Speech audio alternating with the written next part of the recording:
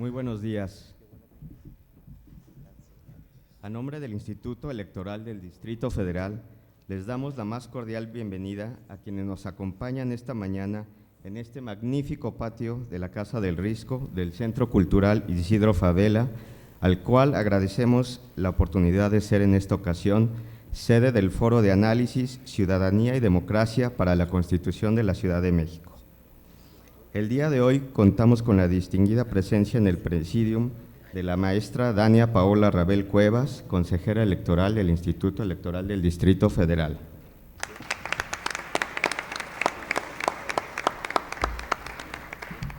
También nos acompaña la maestra Olga González Martínez, consejera electoral del Instituto Electoral del Distrito Federal.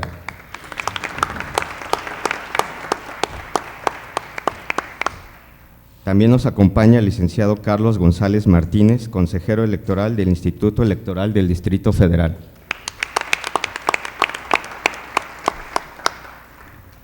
El maestro Yuri Gabriel Beltrán Miranda, también consejero electoral del Instituto Electoral del Distrito Federal.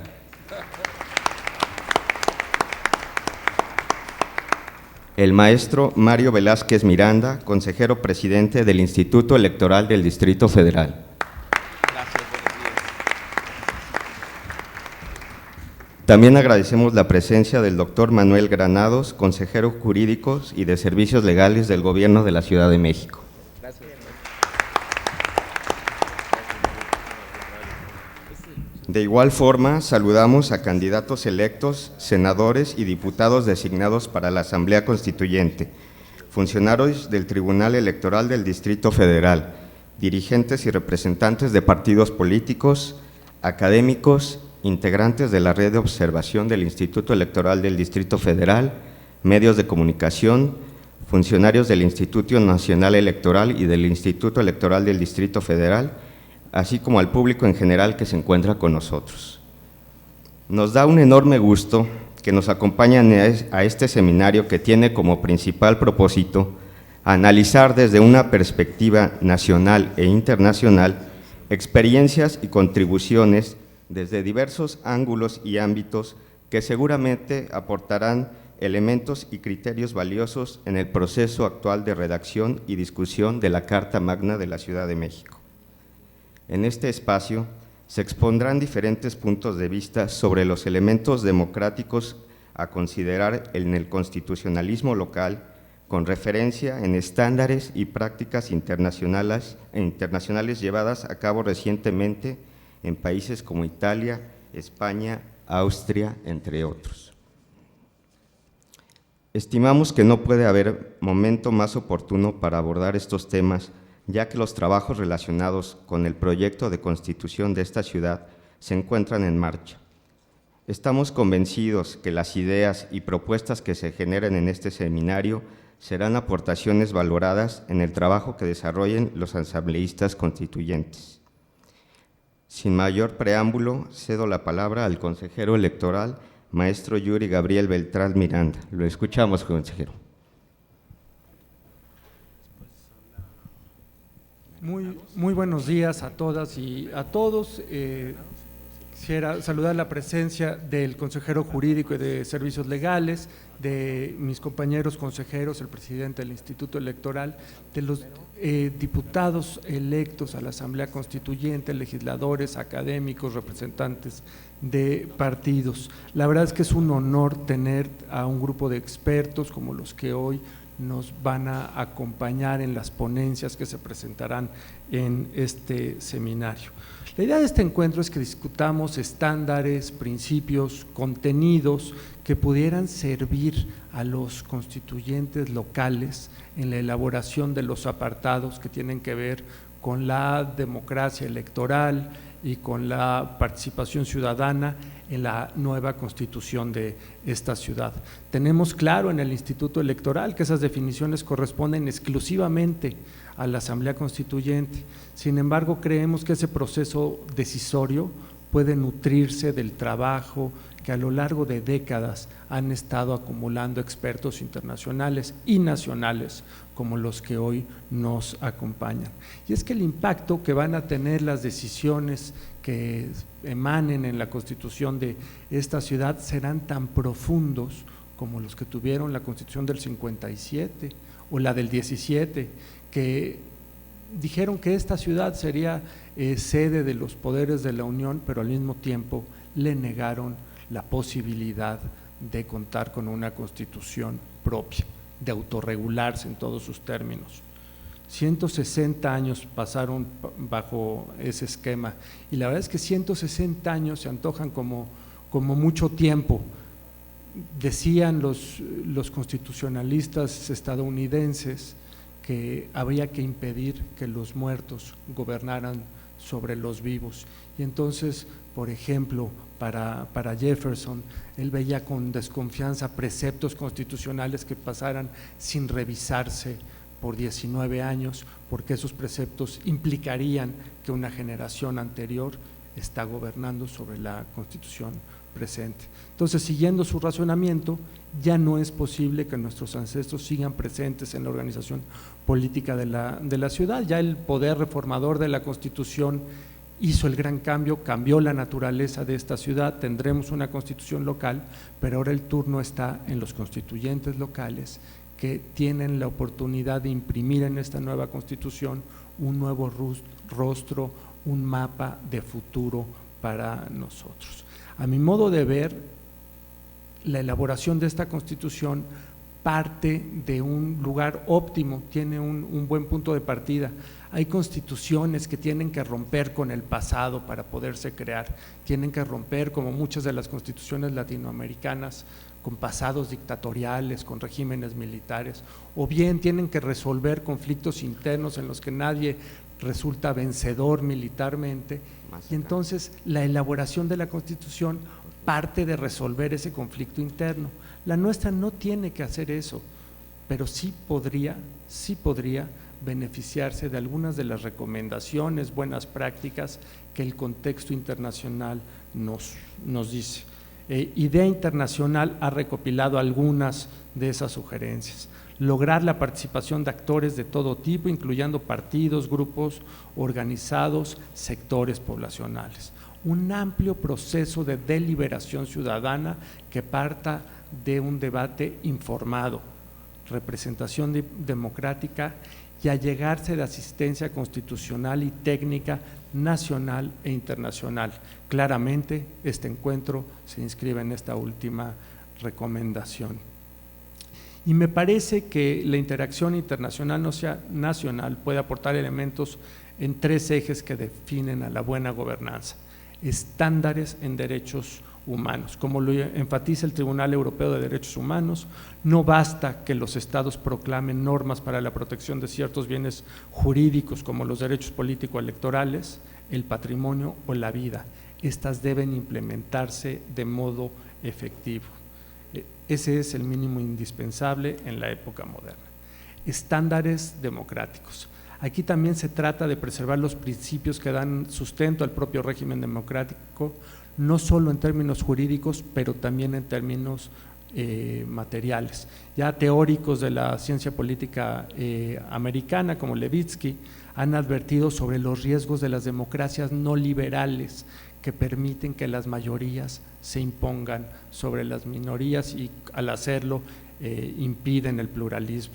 Y tercero, el mundo globalizado. En el marco de los derechos humanos y de los vínculos con el derecho internacional, la comunidad política local que se organiza a través de la Constitución es libre de diseñar el sistema político, económico y social según sus preferencias, a la luz de su propia experiencia, pero hay un puente de ida y vuelta con las convenciones internacionales y con el aprendizaje de otras regiones. Y vaya que ha habido en los últimos años constituciones ejemplares.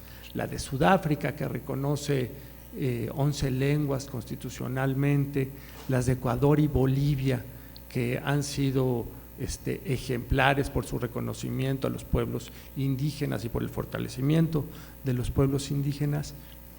Otras, como la chilena y la española, que reconocen la posibilidad de que los extranjeros voten en las decisiones locales, los extranjeros residentes en la ciudad voten en decisiones locales, Y lo que nosotros tenemos frente a nosotros es la oportunidad de hacer una de esas constituciones que nos haga sentir orgullosos como ciudad y que nos ponga en la vanguardia de lo que deseemos. Creo que el debate de hoy, a la luz de la interacción entre académicos nacionales y académicos internacionales, puede aportar luz sobre algunos temas.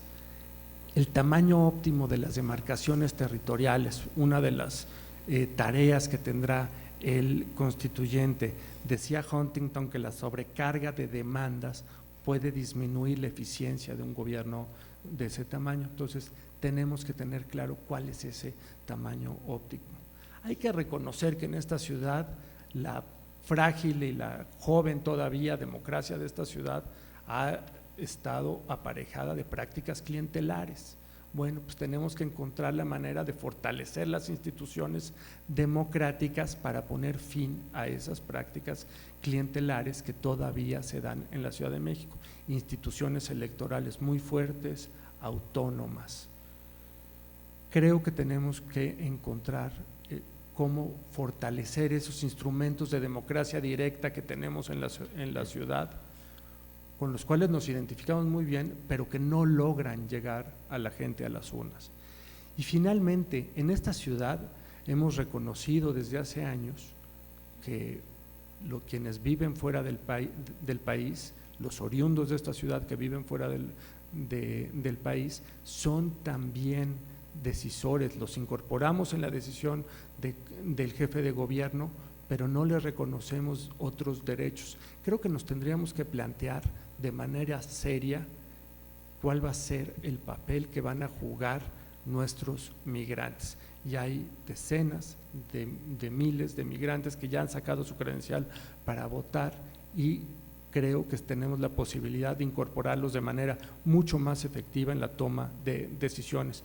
Yo quisiera cerrar simplemente señalando que algunas de las mejores constituciones se han beneficiado de que cuando se están discutiendo generan un debate social que da cohesión a la sociedad, que nos pone a discutir el rumbo que queremos como ciudad, y en los casos en los que se ha llevado a un referéndum esa constitución, casi todas se han llevado a referéndum después de conocer el proyecto, se nutre mucho la sociedad de esa discusión.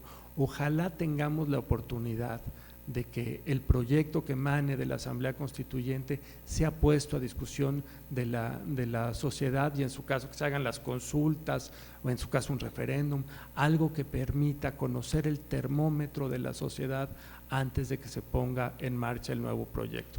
Muchas gracias por su atención.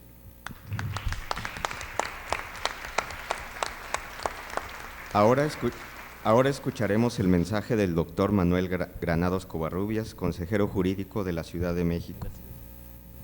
Muy buenos días tengan todas y todos ustedes. Quiero agradecer al Instituto Electoral del Distrito Federal, ahora Ciudad de México, esta oportunidad de compartir algunas ideas con todas y todos ustedes. En primer término agradezco a Dani, a Olga, a Carlos, a Yuri y por supuesto al presidente, a Mario, esta oportunidad de poder generar también un intercambio de ideas, de poder también contribuir a lo que recientemente también ha generado el Instituto Electoral, que ha sido una participación ciudadana en torno al tema de la Constitución de la Ciudad de México, con foros, con participación también ciudadana en todas las demarcaciones territoriales, y que eso, bueno, pues se ha incluido también en el proyecto de Constitución. A ello me voy a referir porque, sin lugar a duda, uno de los planteamientos que se generaron desde el inicio de esta atribución constitucional para el jefe de gobierno es justo generar una constitución ciudadana. Es decir, no es una constitución o un proyecto de constitución construido a partir de la élite o de los grupos de poder, sino es una constitución en donde se ha buscado el mayor número de referencia ciudadana, el mayor número de participación. Por darles un dato, con el propio Instituto Electoral del Distrito Federal, con change.org, con la plataforma digital de la Ciudad de México, logramos una participación de cerca de 500,000 de personas quienes participaron de manera puntual en temas específicos de la ciudad y como resultado hubo temas que alcanzaron más de 53,000 adhesiones o firmas que se incluyeron en el propio proyecto de constitución. Habla también, bueno, pues de este grupo redactor, que es un grupo plural, democrático, incluyente, en donde hay pues también un cuidado muy puntual en torno a la participación paritaria entre hombres y mujeres, y que finalmente la semana anterior concluimos justamente el anteproyecto que fue entregado ya al jefe de gobierno, que está en revisión tanto del grupo redactor como el grupo de asesores que encabeza el doctor de la Fuente, y que ello pues también incluye temas, como se han apuntado aquí, de mayor interés para la ciudadanía. ¿Cuál es, por ejemplo, uno de los principales referentes o temas que ha señalado en este tipo de ejercicios las y los capitalinos? Es el combate a la corrupción. ¿Cómo generamos mecanismos de combate a la corrupción? ¿Cómo hacemos que la ciudadanía participe en los procesos democráticos también para equilibrar el ejercicio del poder público? Y a partir de ahí, bueno, pues se generan herramientas muy puntuales, como lo hemos venido planteando, que es la revocación del mandato, lo que tiene que ver con este esquema de pasar a cuentas en una rendición clara, puntual, a la mitad del mandato de quienes hayan sido electos, y que la propia ciudadanía tenga esta fuerza, esta decisión de la permanencia o no de ese servidor público. Por darles un dato o un ejemplo en temas pues también de combate a la corrupción, que va más allá de lo de la ley 3 de 3, porque la única entidad cuya obligatoriedad legal está dada para que los servidores públicos tengamos este cumplimiento de presentar nuestras declaraciones es la Ciudad de México. Eso ya no está a discusión por lo que hace a la ciudad. Somos la única entidad, el único ente o los entes públicos, bueno, algunos se están amparando, ¿no? Pero de ahí en fuera, pues el resto de la administración pública local tenemos esta obligación. Eso estará reflejado, pero adicionalmente no estamos nosotros en un mecanismo tampoco de ir contracorriente de la opinión de la ciudadanía. La protección al medio ambiente, por ejemplo, es otro de los grandes rubros que se manejan por parte de los ciudadanos en torno a estas consultas, y que ello, bueno, lleva también a un debate muy puntual sobre el número de espacio verde que debe de tener cada ciudadano garantizado, ¿no? Tenemos que generar políticas públicas después de la aprobación de los grandes lineamientos que establecerá la Constitución, políticas públicas que vayan encaminadas a esta demanda ciudadana o social. Por ello es muy importante conocer también la opinión de quienes como hoy, académicos, especialistas, brinden a este proyecto, porque al final del día será justo con la participación de todas y de todos ustedes como tengamos una Ciudad de México próspera, con una vitalidad también importante y sobre todo con una garantía de futuro. Creo que a partir de ahí podemos construir una ciudad también distinta, en donde las libertades y los derechos sigan garantizándose. Por cierto, en estos debates que se han dado recientemente a nivel nacional, pues quiero decirles que en la Ciudad de México nosotros no daremos un paso atrás en el reconocimiento de los derechos que ha logrado esta ciudad. Adicionalmente, que la propia Corte ha determinado con jurisprudencia que el principio de progresividad, que quiere decir que los derechos ya logrados no pueden ser regresivos, tienen que ir hacia adelante, no pueden ser eliminados. Por tanto, los derechos que ha conquistado la Ciudad de México seguirán, permanecerán en su texto constitucional, y darán quienes sean constituyentes la batalla para efecto de generar condiciones de equidad, de progreso, de igualdad, pero sobre todo de futuro para todas y todos ustedes. Muchísimas gracias.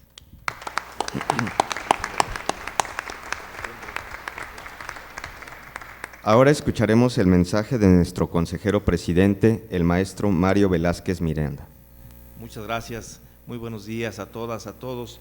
Yo solamente quisiera reiterar el agradecimiento a quienes el día de hoy nos darán la oportunidad de conocer sus aspectos, sus experiencias y sobre todo algunos otros elementos que sin duda retomaremos de las mesas que se han organizado para aportar a quienes tomarán una decisión fundamental.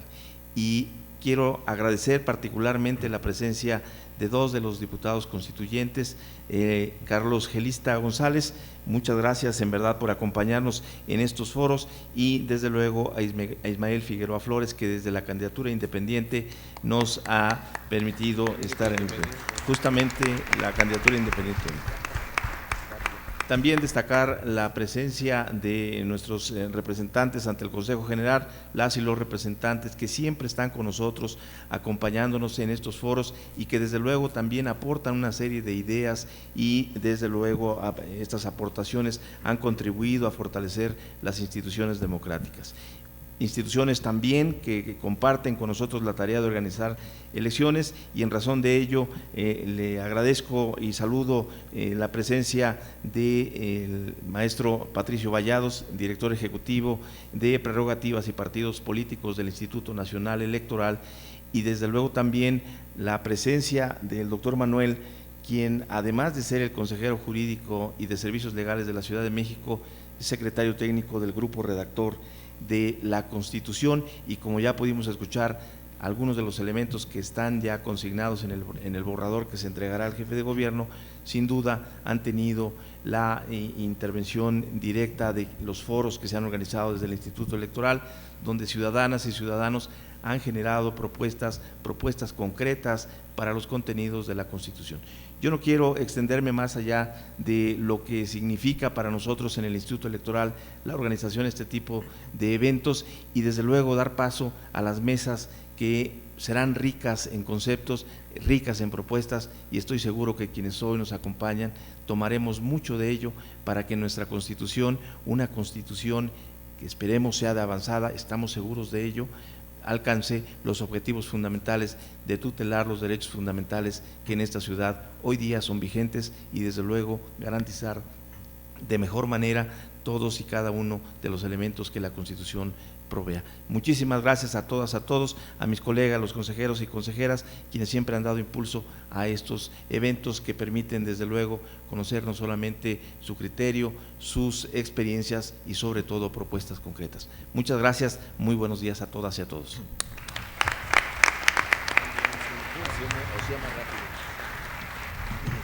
A continuación damos paso a nuestro primer panel intitulado Elementos democráticos del constitucionalismo local. Pedimos atentamente a los ponentes se acerquen al presidium y tomen su lugar correspondiente.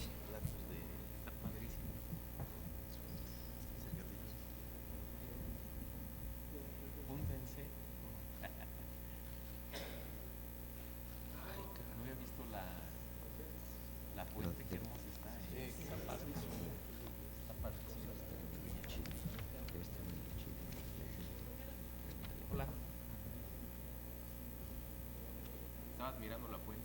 Esta es la que viene de tomar. Gracias. No. Gracias. Es que me dijeron que pusiera. Gracias,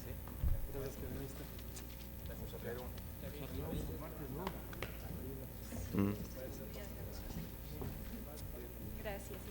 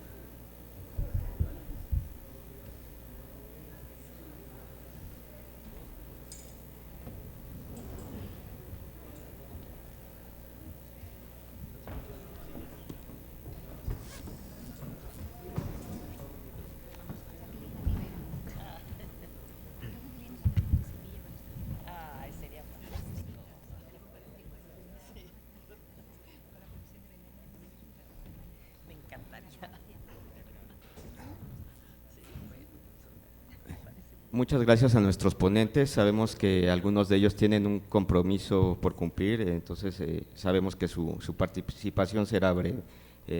Sin más preámbulo, en esta mesa participan las siguientes personalidades: la doctora Jacqueline Pechard Mariscal, catedrática de la Universidad Nacional Autónoma de México.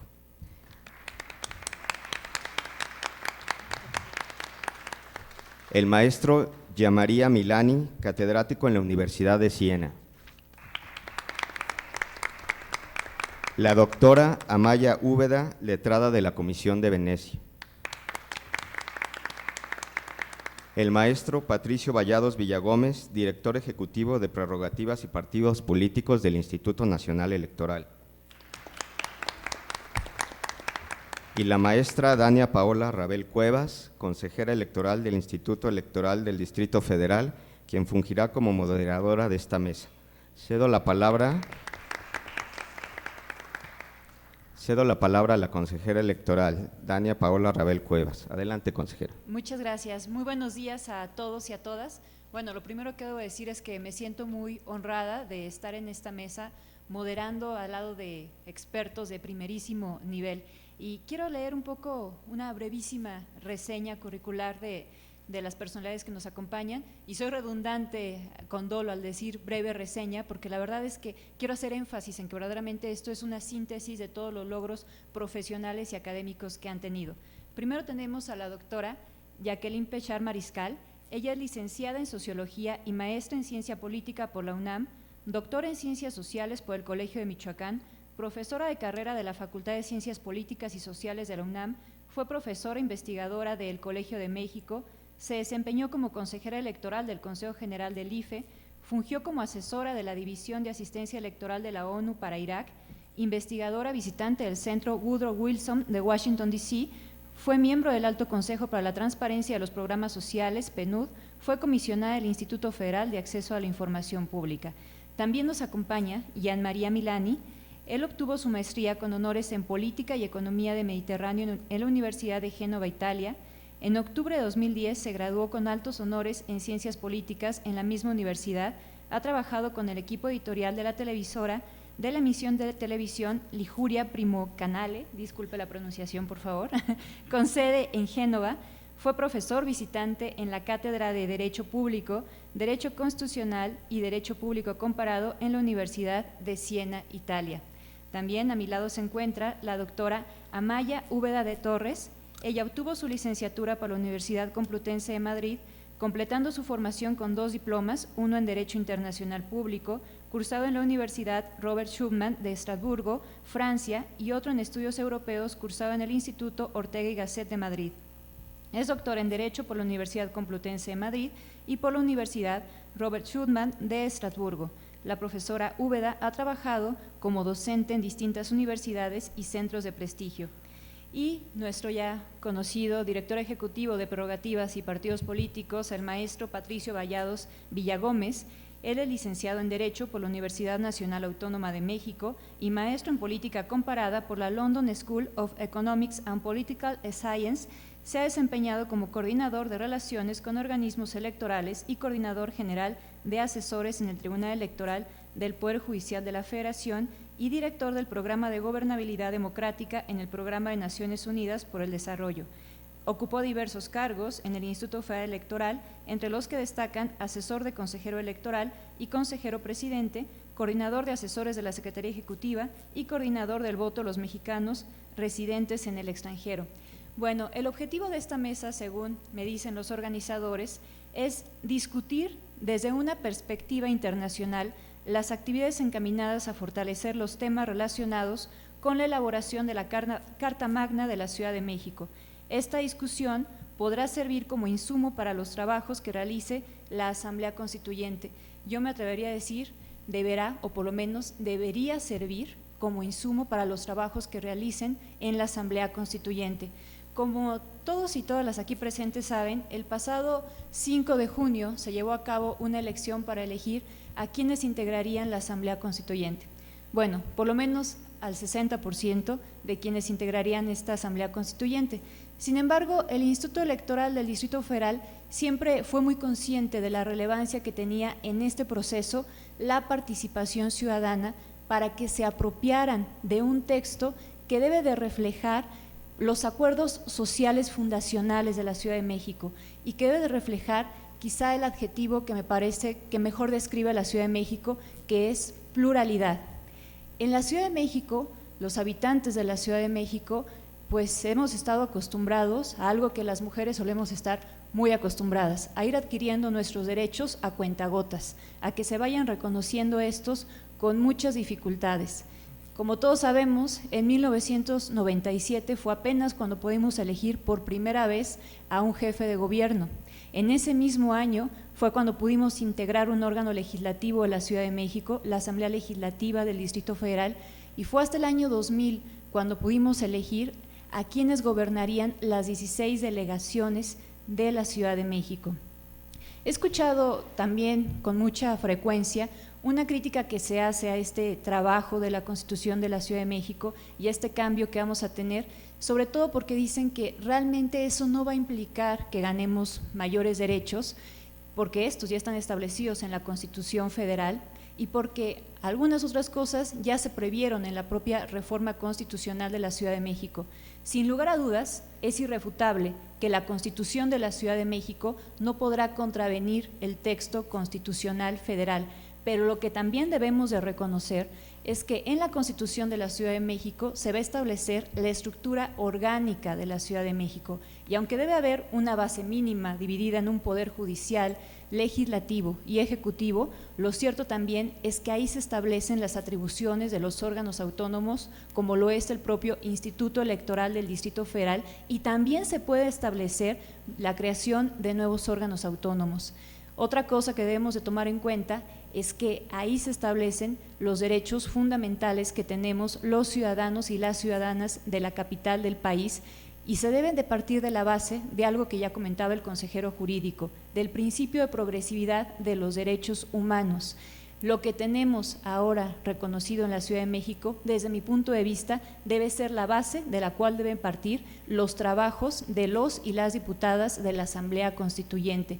Me parece también que la Constitución que tengamos en la Ciudad de México debe ser una Constitución que refleje lo que somos las personas en la capital del país, una sociedad moderna y abierta, que refleje también la exigencia que hay en la capital del país por una plena inclusión social, que refleje la exigencia que tenemos las mujeres porque se vele por el principio de paridad de género, porque haya una cultura de no discriminación, porque se cuide en exceso la rendición de cuentas que tienen que tener los gobernantes. Si queremos conquistar de nuevo la confianza de la ciudadanía, debemos darle prioridad a este punto. También me parece que hay que fortalecer los mecanismos de participación ciudadana en la Constitución que tengamos en la Ciudad de México, porque también es una exigencia social que las personas puedan participar mucho más activamente en la toma de decisiones. Pero bueno, no me extiendo más porque estamos un poco cortos de tiempo. Nada más me gustaría hablar un poco de algo que nos gusta mucho a los abogados y las abogadas, que son las reglas y los tiempos de esta mesa. Primero quiero decir que cada uno de nuestros expositores va a tener 15 minutos para exponer sus ideas. Después vendrá una ronda de preguntas y respuestas. Esta mesa está prevista para que concluya, yo creo que no lo vamos a lograr, a las 11:25 ya, pero bueno, viendo que después de esto también siguen otras mesas y para no robar más tiempo, quiero decirles que a lo mejor no se pueden responder todas las preguntas que se tienen, pero desde luego podemos recibir sus preguntas por escrito y después se las haremos llegar a nuestros expositores. Daremos prioridad a las primeras que lleguen, quizá unas 3 o 5, veremos cómo estamos en los tiempos. Los expositores van a tener hasta 2 minutos para responder las preguntas que se hagan. Ya sin más preámbulo, le cedo el uso de la voz a la doctora Jacqueline Pechar. Gracias. Gracias, muy buenos días. Muchas gracias, consejera Rabel, por esta oportunidad, y al consejero Yuri Beltrán por la invitación a participar aquí. Estamos a menos de 3 semanas de que se instaure la Asamblea Constituyente de esta ciudad, y creo que es más que pertinente esta mesa de debate sobre la ciudadanía y la democracia de cara a la Constitución de la Ciudad de México, a nuestra primera Constitución de la capital del país. Quisiera decir que yo veo en la Constitución de la Ciudad de México la conquista de autonomía política para esta ciudad. Y entiendo que esta autonomía política se expresa, se refleja de manera muy clara en que vamos a poder tener una constitución. Y esta es una oportunidad para que tengamos una carta que sea de avanzada en los dos grandes rubros que abarca una constitución, en la parte de la organización de los poderes, del ejercicio del gobierno, y por otro lado en el establecimiento de los grandes derechos. Quiero decir que la Ciudad de México, aunque ya desde siempre era una entidad federativa, formaba parte del Pacto Federal, con esta autonomización política que ha tenido con la reforma constitucional de este año, porque es de este año además, de 2016, con esta reforma lo que tiene esta entidad es que no solamente va a tener una constitución, sino que somos ya parte integral del Pacto Federal, con todos los derechos que ser una entidad significa, es decir, que vamos a formar parte del constituyente permanente, y esto pues son cosas que efectivamente le dan mayor margen de participación y de incidencia a la Ciudad de México.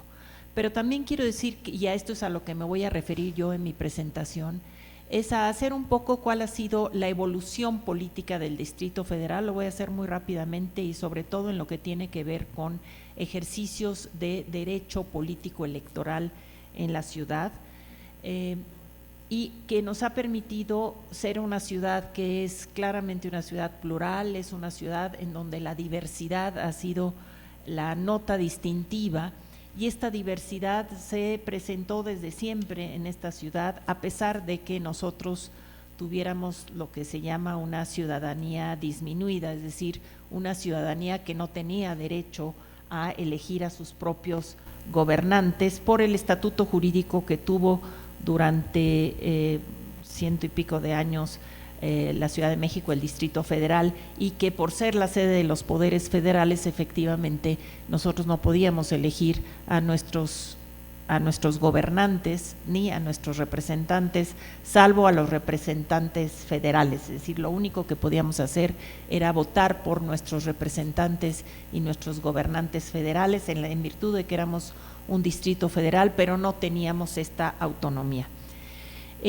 A partir de que la Ciudad de México tuvo la posibilidad de ejercer el voto, para elegir a sus gobernantes, lo que nosotros encontramos es que una ciudad que había sido tradicionalmente una ciudad con una expresión política plural, y voy a decir a qué me refiero con esta expresión política plural. En el Distrito Federal, aunque solamente votábamos para presidente y diputados y senadores, diputados federales y senadores, en esa votación se podía ver la diversidad de la ciudad. Era el lugar, la Ciudad de México, en donde había menos votos a favor del partido dominante, del partido hegemónico. Era una ciudad donde, a pesar de que no había la posibilidad de una construcción plural dentro de sus propios órganos, lo que sí tenía era una manifestación muy clara de esa inclinación hacia un voto más de opinión, hacia un voto más basado en esa pluralidad de corrientes de opiniones que hay en el Distrito Federal. Pero también esta pluralidad y diversidad se reflejaba en una mayor tolerancia hacia lo diverso. Hemos ganado en libertades y en derechos a lo largo de los años, pero también es cierto que todavía teníamos que conquistar esta constitución que tenemos. Cuando en 1988 finalmente tuvimos un primer esbozo, pero realmente una cosa muy incipiente de órgano propio, órgano local, que fue la Asamblea de Representantes del Distrito Federal, realmente era más un órgano consultivo de la jefatura del Distrito Federal que realmente un órgano de legislación, de deliberación, como debe de ser un órgano legislativo.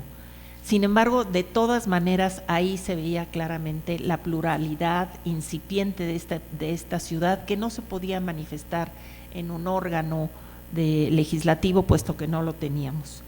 Cuando en 1996 logramos, en el contexto de la reforma política, que fue una reforma que quiso ser, fíjense, la reforma política definitiva, así se le llamó hace 20 años, quería hacer una reforma que cubriera los amplios espectros de lo que era la agenda ciudadana en materia de derechos político-electorales.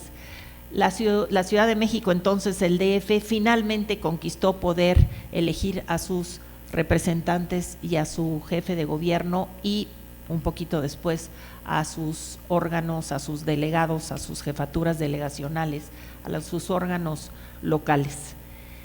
Y yo diría que la gran paradoja de la Ciudad de México es que cuando conquista finalmente la posibilidad de ser ciudadanos plenos, de poder elegir a nuestros gobernantes, lo que pasamos fue a construir una gran hegemonía, es decir, la hegemonía de un solo partido, que había sido en buena medida parte de lo que era el móvil, si quieren ustedes, o lo que había detrás de las distintas reformas políticas, la posibilidad de que no hubiera una hegemonía de un partido. Y lo que vivimos en la Ciudad de México fue que al momento que logramos tener el derecho a elegir a nuestros gobernantes, lo que se instauró fue, claro, fue resultado de la voluntad del electorado, pero fue una nueva forma de hegemonía que se tuvo durante 15 años, es decir, un partido que logró no solamente concitar los votos de los ciudadanos, sino que además logró ir fortaleciendo esa hegemonía,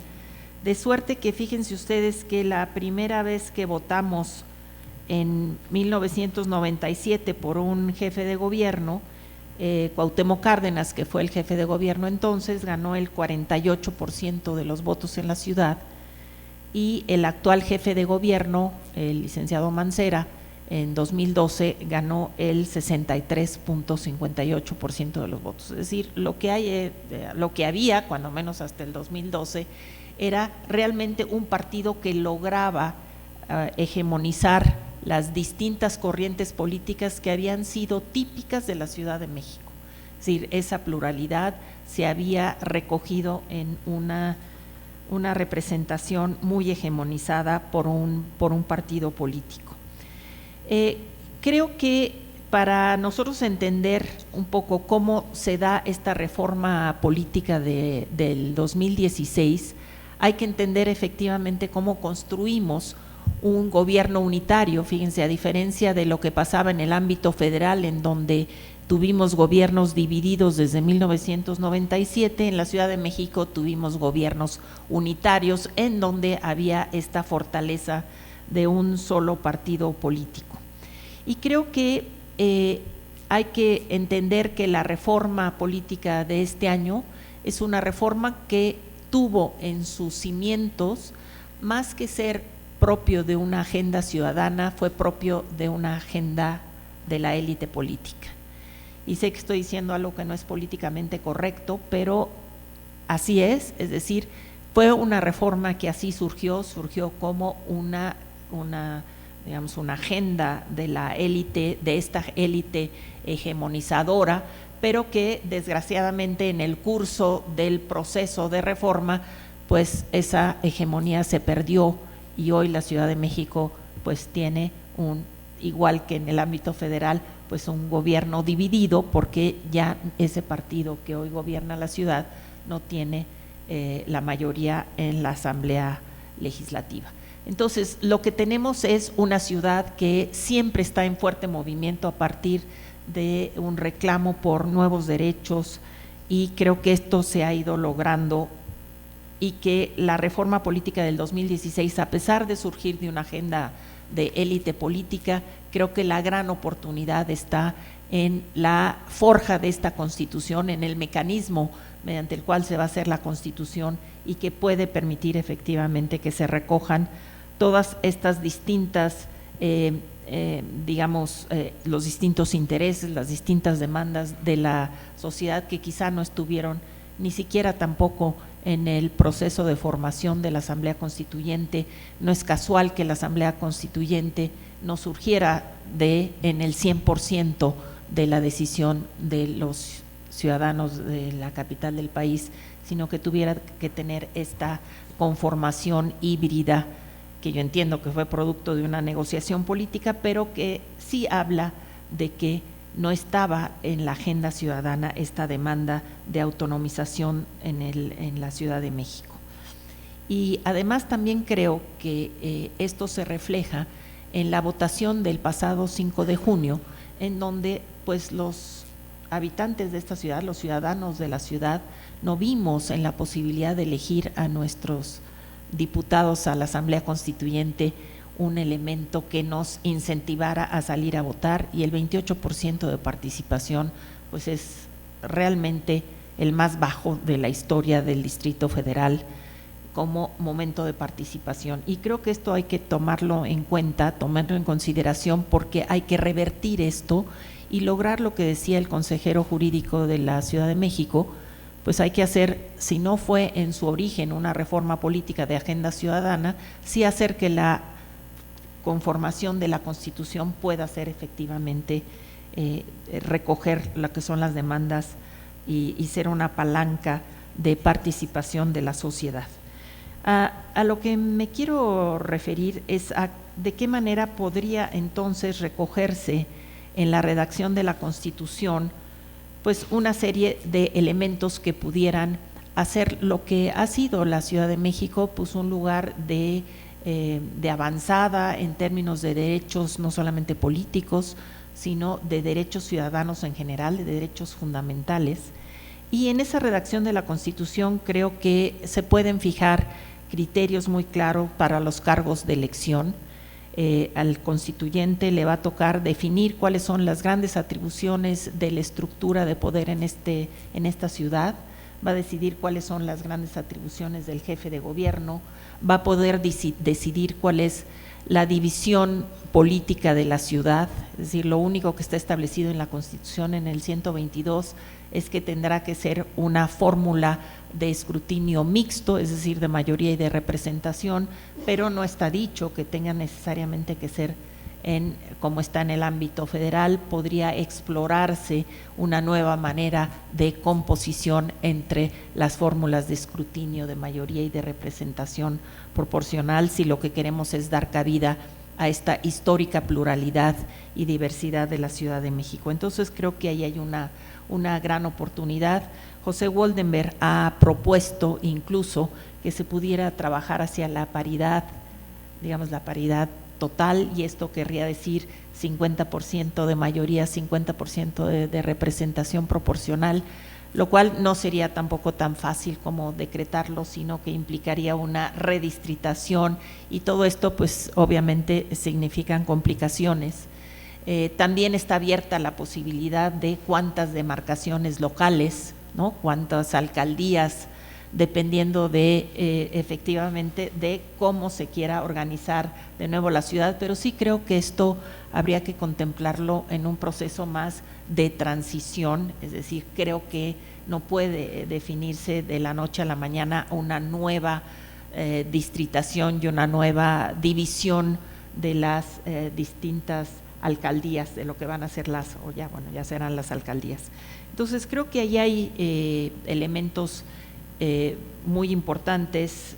También Woldenberg ha señalado que sería importante que se pensara en la posibilidad de la segunda vuelta, de los gobiernos de coalición, sobre todo porque si vemos nosotros los resultados electorales de la última elección, veremos que lo que hay es una enorme fragmentación del voto, y la fragmentación del voto ha hecho que se gane una hoy delegación política, una jefatura delegacional con 25% del voto. Entonces esto habla de una enorme fragmentación y de la necesidad de pensar en algo que ya está contemplado en la Constitución Federal, que es efectivamente pues poder construir fórmulas de gobiernos de coalición. Pero bueno, pues todo esto está abierto.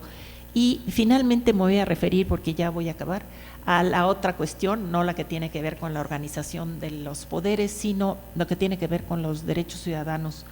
En la Ciudad de México hemos avanzado muchísimo, cosa que no hemos podido hacerlo en el resto de las entidades federativas, en términos de reconocer derechos de tercera generación. ¿no? Derechos a la diversidad. Y creo que esto la ciudad tiene que ser muy celosa en proteger esos derechos y ver cuál es la mejor fórmula en la redacción constitucional para asegurar esto. Y leyendo a Pedro Salazar, él lo que plantea es que hay que recoger los principios esenciales que están reconocidos en la Constitución General, en los tratados internacionales y en las leyes, es decir, seguir lo que dice claramente nuestro artículo 1 constitucional, pero lo que él dice es que debe de ser una redacción que sea muy concisa, una redacción que sea muy clara y que sea más incluyente a partir de la formulación general que a partir de hacer una especie de lista, una lista de derechos que pues siempre va a ser una lista que hay que seguir completando, es decir, no podemos pensar en un numerus clausus en donde ya tenemos todos los derechos definidos por más que hayamos trabajado. Él dice que tiene que ser una constitución que abarque el mayor número posible de derechos y que se pueda efectivamente ejercer la autonomía individual y el libre desarrollo de la personalidad, y que los derechos no tendrán limitación salvo que puedan lesionar a terceros o a bienes públicos fundamentales. Digamos, él ha hecho ya propuestas de redacción muy puntual en donde los derechos sean interdependientes, complementarios, tengan la máxima jerarquía normativa. Entonces, hay ahí ya elementos para nosotros poder proteger de manera muy clara lo que ya hemos ganado en la ciudad y garantizar que en ese texto no vayamos a poner, digamos, en debate una vez más lo que ya hemos logrado. Entonces, una llamada de atención en ese sentido. Muchas gracias.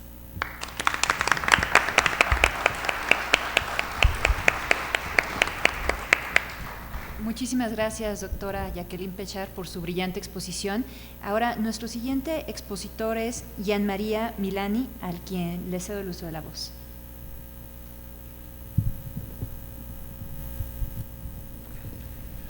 Gracias, consejera. Muy buen día a todas y todos. En primer lugar, quiero agradecer al Instituto Electoral del Distrito Federal por esta invitación. Soy muy feliz, muy honorado de estar en este seminario. En segundo lugar, tengo que pedir disculpas ya desde ahora por mi español, que es muy malo, pero intento de ser claro en esta ponencia que tiene como tema algunos elementos de constitucionalidad e inconstitucionalidad de los sistemas electorales a partir del caso italiano.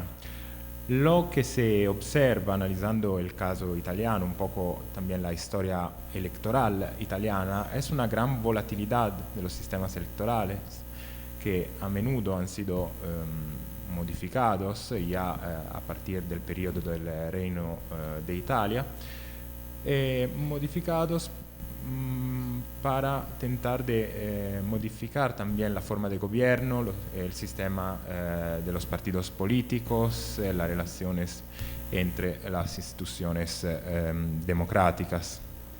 Sobre todo en los últimos 25 años se asiste a este tentativo que interesa a muchos actores, en primer lugar los ciudadanos, que en 1992 intentan de modificar el sistema electoral por el medio de los referéndum. Después, con la aprobación de varias leyes electorales a partir de 1993, con la ley Mattarella, que es una ley que diseña un sistema electoral mixto, con una parte proporcional, el 25%, y una parte mayoritaria, el 75% de los escaños a la Cámara y al Senado. Después, en 2005, una ley muy debatida, muy criticada, que es la ley así dicha Porcellum en Italia, que diseña un sistema con una base proporcional, con muchos correctivos mayoritarios, como un premio de mayoría y un umbral mínimo para ganar los escaños. Y finalmente, en 2014, con la declaratoria de inconstitucionalidad de este sistema aprobado en 2005 por parte de la Corte Constitucional Italiana, con una de las sentencias más importantes de su historia, y luego en 2015, el año pasado, con la aprobación de una nueva ley electoral. El punto central de mi ponencia, de lo que trato de decir hoy, algo sobre la constitucionalidad de los sistemas electorales, es esta misma sentencia de la Corte Constitucional del 2014, la número 1 de 2014. Es cierto que el debate sobre la constitucionalidad del sistema electoral empieza ya en los días en los cuales la ley electoral de 2005 va a ser aprobada. Interesa a muchos actores, en primer lugar los mismos parlamentarios, con la minoría de centro-izquierda que contesta mucho muchos perfiles de la ley electoral, y también interesa a los ciudadanos que intentan nuevamente con referéndum de modificar la ley electoral, en particular de derogar las disposiciones sobre los mecanismos mayoritarios. Después la Corte Constitucional, que en algunos obiter dicta, en algunas sentencias, subraya los elementos de inconstitucionalidad del sistema electoral de 2005. Después también el presidente de la República, que en varias apelaciones subraya la necesidad de modificar el sistema electoral de 2005. No obstante este debate, estos perfiles subrayados para muchos actores, también muchos constitucionalistas, existían también algunos obstáculos a la intervención de la Corte Constitucional, obstáculos de carácter procesal, porque parecía imposible que la Corte Constitucional, por el mismo sistema de justicia constitucional italiana, podría declarar la inconstitucionalidad del sistema electoral. Obstáculos también de oportunidad, porque como ha reconocido la misma Corte Constitucional, la ley electoral es la expresión más típica de la discreción del legislador. Obstáculos de sistema, porque aún considerándola inconstitucional, aún considerando el sistema electoral inconstitucional, era difícil por la Corte Constitucional simplemente cancelar la ley electoral, porque la ley electoral es una ley constitucionalmente necesaria. Entonces el ordenamiento tiene que tener esta ley para permitir en cada momento de renovar los órganos constitucionales. No obstante estos obstáculos, la Corte al final decide de decidir. Entonces decide de declarar la inconstitucionalidad del sistema electoral de 2005, y lo hace gracias a un recurso planteado para el Tribunal de Casación después de una demanda de inconstitucionalidad de algunos ciudadanos que lamentaban una violación de sus derechos de votos. En particular, el Tribunal de Casación indica 3 motivos de inconstitucionalidad, que son lo del premio de mayoría a la Cámara, el premio de mayoría al Senado y las listas bloqueadas. Por lo que se refiere al premio de mayoría a la Cámara, lo que dice la Corte Constitucional es que este premio, el premio de mayoría, no es razonable, porque el fin perseguido, que es el fin del buen funcionamiento de las instituciones democráticas y el fin de la gobernabilidad, es perseguido con medios, el premio de mayoría sin que sea previsto un umbral mínimo de votos para asignar este premio, que es desproporcionado al fin perseguido. En cambio, por lo que se refiere al premio de mayoría al Senado, existían otros perfiles de inconstitucionalidad, porque en este caso el premio no se asignaba a nivel nacional, pero a nivel regional, con el peligro de que estos premios se eligieran y que no podían permitir de lograr el resultado que se tentaba de lograr, que es lo de la gobernabilidad. En fin, al final el perfil de las listas bloqueadas. Por lo que se refiere a este perfil, la Corte Constitucional nos dice que no es inconstitucional el sistema de las listas bloqueadas per se, pero es inconstitucional porque se suma a otros elementos como la presencia de listas muy largas y la posibilidad de, por los candidatos de candidarse en varias circunscripciones, en esa manera afectando la real y efectiva participación de los ciudadanos a la elección de sus propios representantes. Lo que me parece interesante es también tratar de subrayar algunas consecuencias de esta declaratoria de inconstitucionalidad. En primer lugar, una prima consecuencia ha sido la elaboración por la misma Corte Constitucional, de hecho, de una nueva ley electoral, porque con su sentencia, de hecho, la Corte Constitucional ha diseñado una nueva ley electoral, cancelando, por ejemplo, los premios de mayoría tanto a la Cámara como al Senado, y en segundo lugar, introduciendo también algunos elementos que el legislador no había aprobado, como la posibilidad de exprimir una preferencia por un candidato.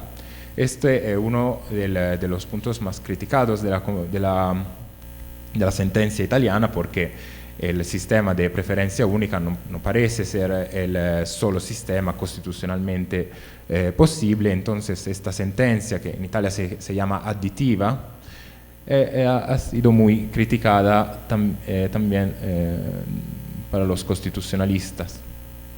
Una segunda consecuencia, la que me parece más interesante también hoy, discutir la definición para la Corte Constitucional de algunos criterios jurisprudenciales y también constitucionales que el legislador tiene que respetar cuando aprueba una ley electoral. Bueno, la Corte Constitucional recuerda que la Constitución no prevé nada sobre la ley electoral, entonces el legislador puede elegir cualquier fórmula, pero tiene que elegir una fórmula, un sistema que sea razonable, y la razonabilidad en la sentencia de la Corte Constitucional se manifiesta en diferentes significados. En primer lugar, una razonabilidad como proporcionalidad, lo que hemos visto, la proporcionalidad entre el fin perseguido, que puede ser la representatividad del sistema electoral o la gobernabilidad, el buen funcionamiento de las instituciones, y el medio elegido, o sea, los medios que el legislador elige para perseguir sus fines. En segundo lugar, razonabilidad como coherencia, o sea, cuando se elige un sistema que sea mayoritario o proporcional, el legislador no puede adoptar mecanismos que invierten el funcionamiento de este sistema. En tercer lugar, razonabilidad como racionalidad, es decir, la idoneidad misma de los instrumentos elegidos para el fin que se persigue.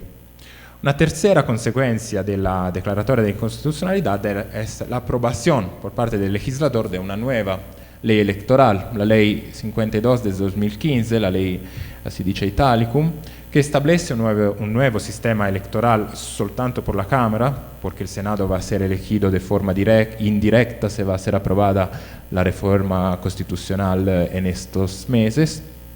Un sistema que reitera la base del sistema precedente, entonces un sistema con base proporcional, pero con algunos mecanismos mayoritarios, mismo en este caso, como un umbral electoral para las listas que pueden ganar escaños del 3% a nivel nacional, un premio de mayoría, pero en este caso soltanto a la lista que consigue el 40% de los votos, o si no consigue este resultado al primer turno, un eventual segundo turno para asignar este premio. Y un sistema de circunscripciones, de 100 circunscripciones, donde solo el líder de la lista es bloqueado, mientras que los ciudadanos pueden exprimir dos preferencias con paridad de género. Entonces, si exprimen dos preferencias, estas tienen que ser de género distintos. Una última consecuencia para concluir es la multiplicación de recursos en materia electoral, no solo por lo que se refiere a la ley electoral de la Cámara y del Senado, sino también para las leyes electorales, por ejemplo, por el Parlamento Europeo, por las regiones, por los municipios, etc.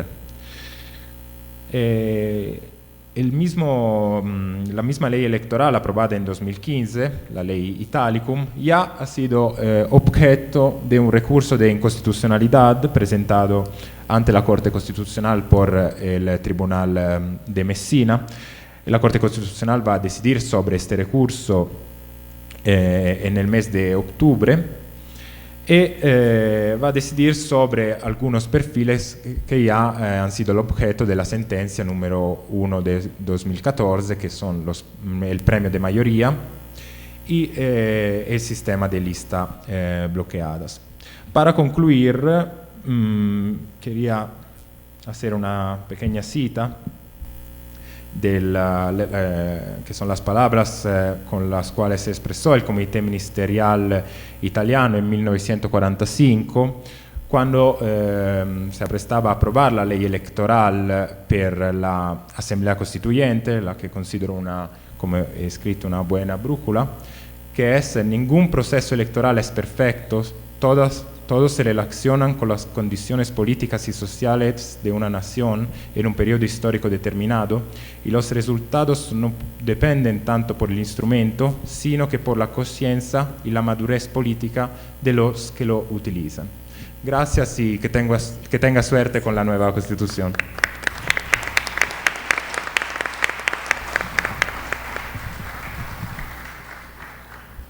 Muchísimas gracias, doctor Maestro Milani, por sus palabras. Claramente hoy soy menos ignorante que ayer. Muchas gracias. Bueno, nuestra siguiente expositora es la doctora Amaya Úbeda, a quien le cedo el uso de la voz. Muchísimas gracias, consejera. Por supuesto, yo tampoco puedo dejar, de agradecer a los organizadores, al Instituto Electoral del Distrito Federal, por estar hoy aquí en este proyecto tan interesante, por la excelente acogida, al consejero Yuri Beltrán y a todo el equipo. Yo aquí vengo como invitada por la Comisión de Venecia y la pregunta que se me había planteado en la exposición es qué principios claves del derecho electoral, del patrimonio universal electoral que puedan garantizar elecciones democráticas deberían de ser incluidos en una Constitución en este ámbito, ¿no?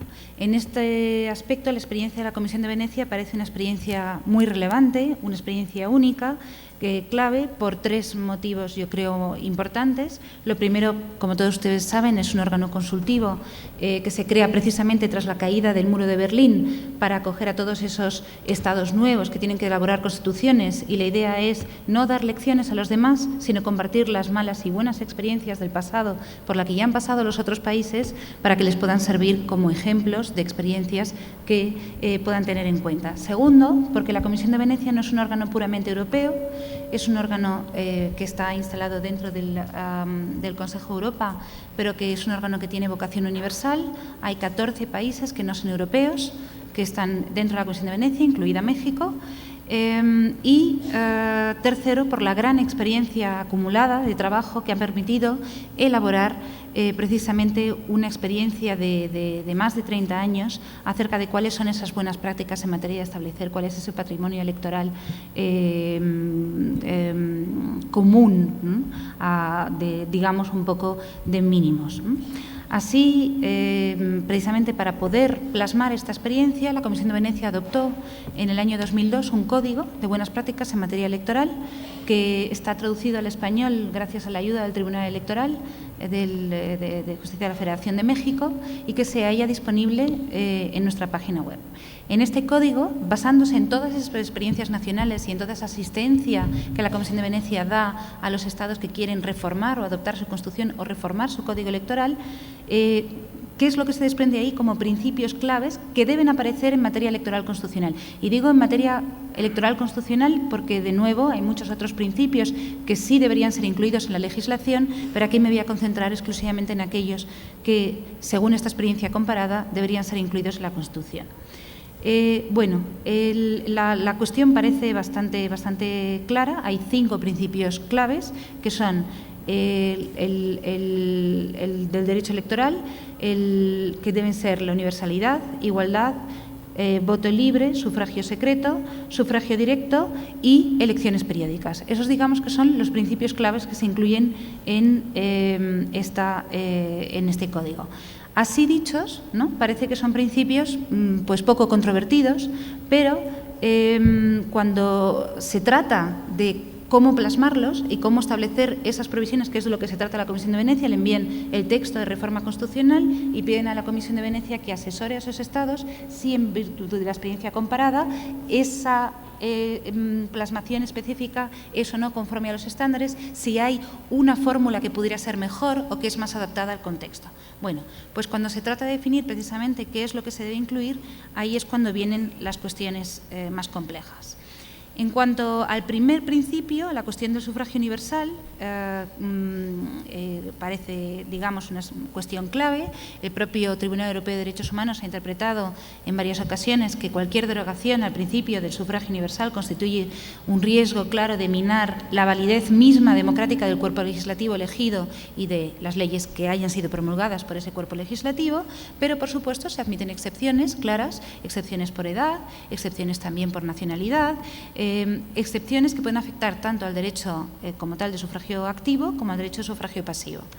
Bueno, en el punto de vista de la experiencia comparada, por supuesto, estas excepciones son posibles siempre que se asegure un ejercicio con una base de no discriminación y que todas estas restricciones tienen que obedecer tanto desde un punto formal como un punto de vista sustantivo a una justificación de fondo, ¿no? Hay entonces, por tanto, estados que pueden tener problemas particulares y esos problemas particulares les obligan a tener consideraciones específicas, pero eso no significa que haya soluciones, digamos, únicas o panaceas que puedan tomar de otros estados. Nos ocurre muy a menudo en el asesoramiento que se da a los estados que, por ejemplo, he trabajado recientemente en Armenia o en la reforma constitucional ucraniana, la reforma constitucional de Moldavia, y dicen, bueno, queremos este sistema porque es el que existe en Alemania. Ya, pero quizás el sistema alemán, que es un sistema para 80 millones de personas, no es aplicable para un país como Moldavia, en el que apenas se tienen 3 millones de votantes, en el que además hay una situación de diáspora de 8 millones de votantes, y entonces la situación que tienen no es comparable. Lo mismo ocurriría, por ejemplo, con Armenia, o comparar quizás el caso ucraniano con 45 millones de habitantes, pero una situación excepcional de guerra en una parte del país, con las soluciones que se pueden adoptar en otros lugares, ¿no? Vamos a decir que las restricciones más frecuentes de sufragio universal que se ven han sido las basadas en evitar que se puedan presentar a las elecciones la gente con doble nacionalidad, que es algo considerado por el Tribunal Europeo de Derechos Humanos contrario, y las restricciones también que están vinculadas a la cuestión de residencia. Otra de las restricciones que han venido a causar un cisma en el lado europeo ha sido también con respecto a las restricciones o todas aquellas provisiones que se han incluido en la Constitución que impiden el derecho en general de votar a cualquier persona privada de libertad que haya sido objeto de una sentencia firme sin hacer ninguna distinción acerca de la gravedad de la ofensa cometida. Ese es el caso actual de Rusia, que ha hecho que el Tribunal Constitucional ruso dicte una sentencia negándose a cumplir con esta obligación que se deriva del derecho internacional, a pesar de que tiene una obligación adquirida con el derecho internacional, diciendo que es imposible porque su Constitución lo prohíbe así. En cuanto al sufragio igual, por supuesto, la aplicación de la ley electoral no debe ser discriminatoria y esto implica también una, digamos, obligación de no tanto de establecer un sistema determinado, proporcional, voto mayoritario o de vueltas, pero sí una, digamos,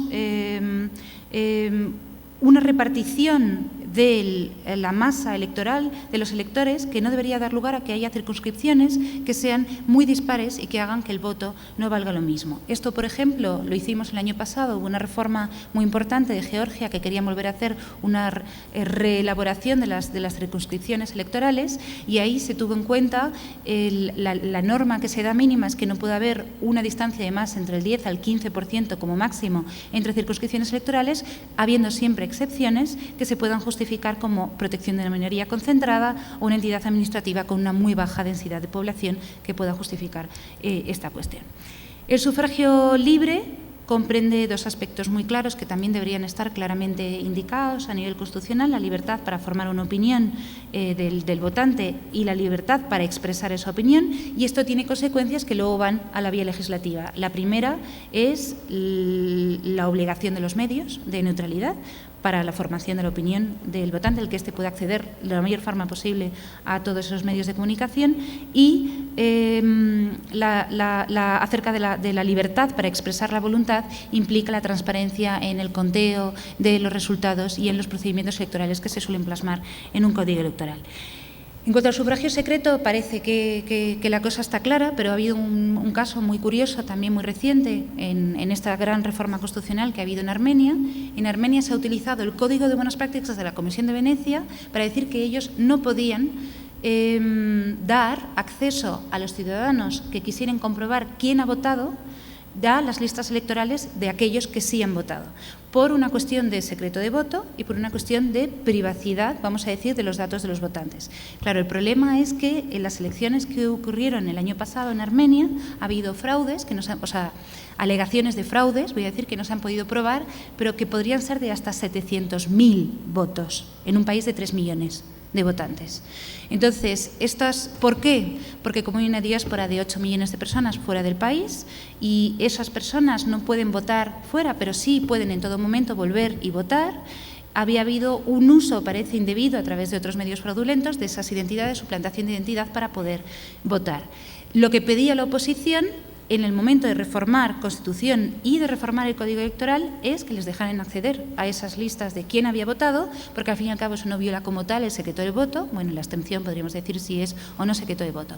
Aquí la Comisión de Venecia lo que ha dicho es que ese acceso se puede hacer siempre que sea en condiciones que, vamos a decir, limitadas. Es decir, si a la hora de hacer una observación electoral se observan, por ejemplo, un número determinado de posibles irregularidades, aunque sean muy pequeñas, eso puede abrir a que un tribunal o un órgano electoral pueda dar ese acceso a las listas a aquellos que alegan que ha habido esa irregularidad, pero esas personas no podrán divulgar la lista para poder a su vez preservar este derecho a la privacidad, vamos a decir, de los votantes. Bueno, el último elemento, sufragio directo y, por supuesto, la periodicidad de las elecciones. ¿Es esto suficiente? No. No es suficiente, ¿no? Todos estos principios exigen, además, algo más que incluye y que tiene que ser establecido en la Constitución y que incluye la imparcialidad de la Administración electoral, estando aquí en este instituto y en toda la Administración electoral que hay tan grande en este país, parece algo obvio. Tiene que ser una Administración electoral profesional, tiene que ser una Administración electoral cuya forma de nominación y cuya forma de recusación tenga que estar en la Constitución y que tiene que asegurar que no haya una intervención, digamos, por parte del Gobierno o de aquellos que tienen el poder o el control o de actores políticos en el ejercicio de ese management, digamos, de las elecciones, ¿no? Eso es, por supuesto, un principio clave que causa muchos problemas en la mayor parte de los países con los que trabajamos.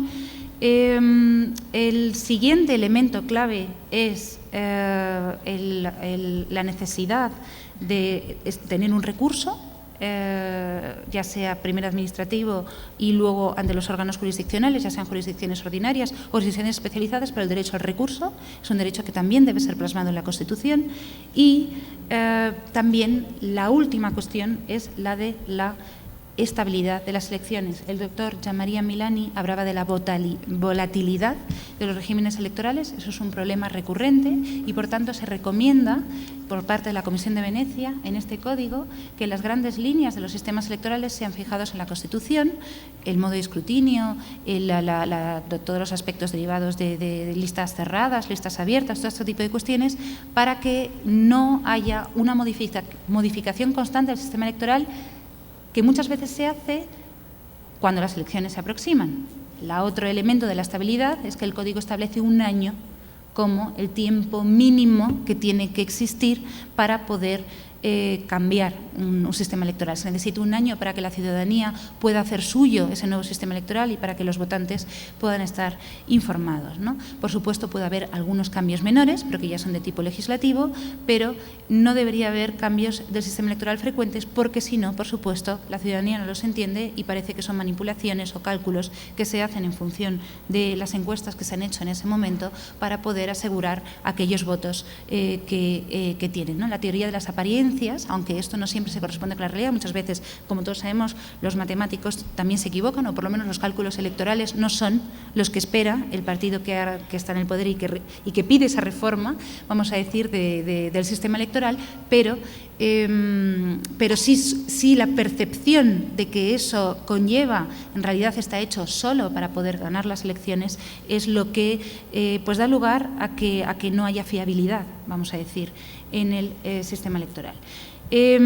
Todo esto me lleva a concluir diciendo que, aunque en todos los principios que hemos mencionado ya se encuentra inserto un principio clave, el del principio de la igualdad, lo hemos hablado antes, la Comisión de Venecia suele recomendar que, aparte de que se incluya el hecho de que el voto tiene que ser igual y que no puede haber discriminación, que haya cláusulas específicas derivadas a la paridad de género, puesto que ha habido muchos estados que han alegado que su Constitución, no previendo, por ejemplo, la posibilidad de adoptar cuotas, eso ha impedido el desarrollo legislativo. Eso es lo que ha ocurrido en Ucrania el año pasado, en el campo de las elecciones locales. En Ucrania no hay cuota de género, es uno de los pocos países que todavía no la tiene.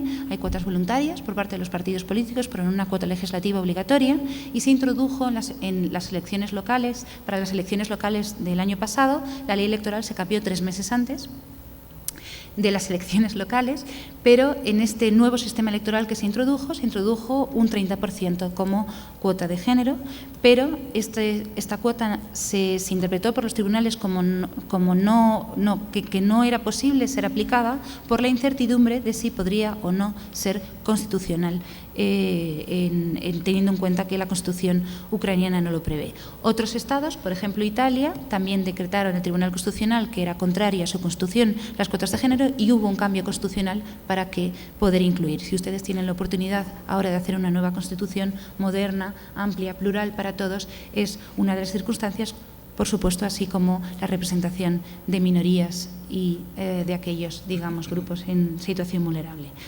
Para terminar, solamente puedo decir que todas estas cuestiones son los principios claves que se tienen que incluir en una Constitución, asesorados por la Comisión de Venecia, pero todo esto es el campo del derecho, y para que todo esto funcione se necesita una auténtica voluntad política y una buena educación electoral que permita hacer uso real y efectivo de estos derechos. Muchas gracias.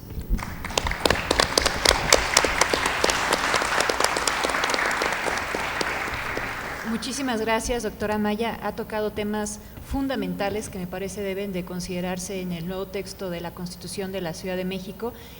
Tocó un tema que a mí me apasiona mucho con el caso de Armenia, que tiene que ver con la lista a las personas que votaron y no votaron. La verdad es que nosotros tuvimos aquí un caso muy sonado en 2006, cuando las personas pidieron acceso a las boletas electorales de la elección presidencial y también acceso a las boletas electorales de la elección de jefe de gobierno, y se dieron decisiones contrarias, porque en la Ciudad de México sí se permitió el acceso, pero a nivel federal no se permitió.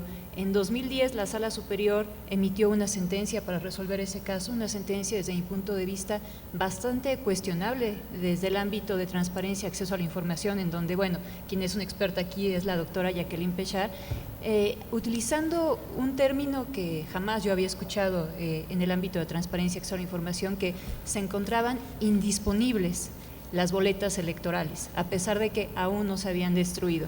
Entonces, bueno, creo que todavía tenemos ahí tareas pendientes por resolver, pero no me extiendo más. Le cedo el uso de la voz a nuestro siguiente expositor, que es el maestro Patricio Vallados. Muchas gracias, consejera Rabel.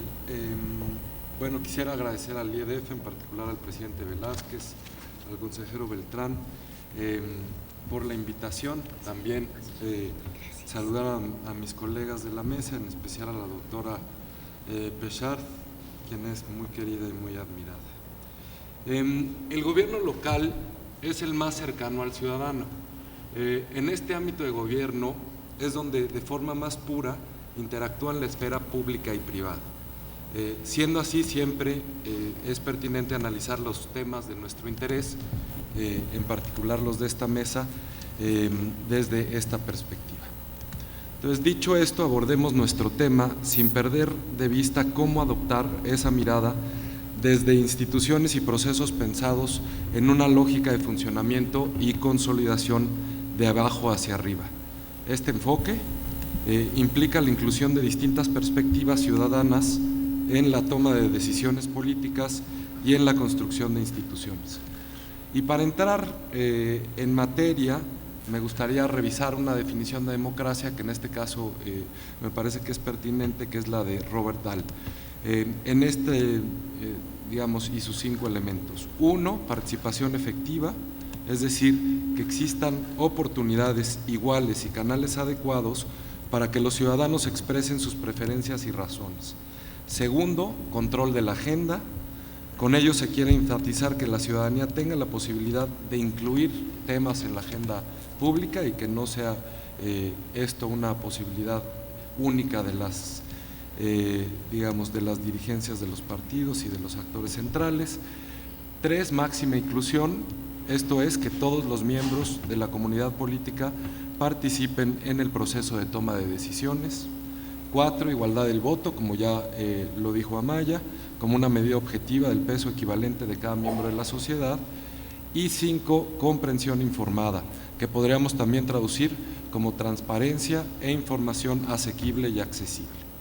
Estos 5 ejes pueden guiar las propuestas que se planteen para esbozar un texto constitucional local que fortalezca decididamente la construcción de una democracia participativa en la Ciudad de México, pues nos obliga a pensar en mecanismos que alienten la participación de manera activa, más allá del ejercicio del voto, con incidencia real, sí,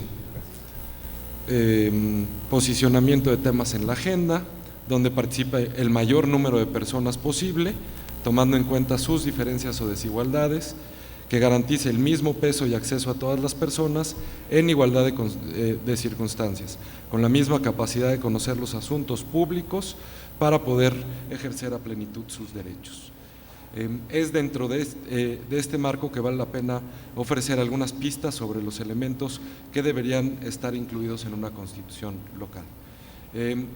En el caso de la Ciudad de México, como ya se ha señalado, su carácter de capital pareció siempre excluir la viabilidad de contar con una constitución propia, y este caso nos lleva, digamos, a la realidad que ahora se llega un momento de construir una constitución cuando ya los referentes que tenemos fundacionales pues parecen un poco digamos, complejos, es decir, ¿no? Cuando hablamos del federalismo y del constitucionalismo, pensamos que vamos a hacer algo de la nada. Aquí ya está hecho, ¿no? Ya hay una Constitución General 1 y pues ya hay una larga vida de la Ciudad de México. Entonces, ¿qué hacer ahí? ¿O cómo entrarle? En primer lugar, y como lo señaló ya la doctora Pechard, bueno, pues la Constitución Federal contiene, por ejemplo, todos y cada uno de los artículos de la Declaración Universal de Derechos Humanos. Ya están ahí. ¿Los vamos a repetir? Pues parecería que no sería lo mejor, y ahí la propuesta que ha hecho el doctor Salazar me parece muy sensata. Pero entonces, ¿qué hacer? Yo diría que podemos irnos, digamos, por dos vías. Uno es incluir otros derechos, digamos, si bien es cierto que México llegó tarde a la discusión y a la inclusión de los derechos humanos, pues no es que se hayan inventado en 2011, ya el mundo ya había pasado después de 49 la Declaración Universal a un desarrollo, ¿no? Se pueden entonces incluir derechos adicionales como los de segunda, tercera y quizá hasta cuarta generación, que inclusive están adentro de la Constitución Federal. Por ejemplo, el caso del derecho de acceso a las tecnologías de la información y comunicación, que ya está en la propia Constitución Federal. Otra posibilidad, digamos, si no son estos nuevos derechos, es profundizar los derechos ya incluidos en la Carta Federal para precisamente que más allá de buenos deseos o de, digamos, una afirmación política, puedan ser mucho más asequibles o ejercibles por los ciudadanos. Y entonces, digamos, yo lo que me parece interesante es la parte del federalismo estadounidense, en donde, pues sí, todos conocemos el We the People y la Constitución Federal y que es rígida y bla, bla, bla. Lo que no se habla mucho es de las constituciones locales de los miembros de esa federación, que es una federación laxa. Por ejemplo, algunas cuestiones que son relativamente importantes, como por ejemplo, digamos, la dotación de un poder legislativo con carácter plenario, en el sentido de que exista una regla en donde todo lo que no está expresamente asignado al Ejecutivo o al Judicial, por ejemplo, sea materia del Legislativo, y entonces así tener un poder legislativo mucho más fuerte y no tan acotado como el que tenemos ahora. Luego, ¿qué es lo que, digamos, siendo estas las dos posibilidades, qué es lo que podemos tener? Podemos tener o podemos optar, bueno, siempre puede haber mezclas, pero como una constitución predominantemente aspiracional, ¿no? Donde vamos a decir que todos tenemos derecho a un montón de cosas, pero pues ¿cómo las vamos a ejercer? Pues quién sabe. O tener una constitución que se centre más en derechos que puedan ser parte de nuestra realidad y ser sobre todo, poder ser exigibles por parte de la ciudadanía.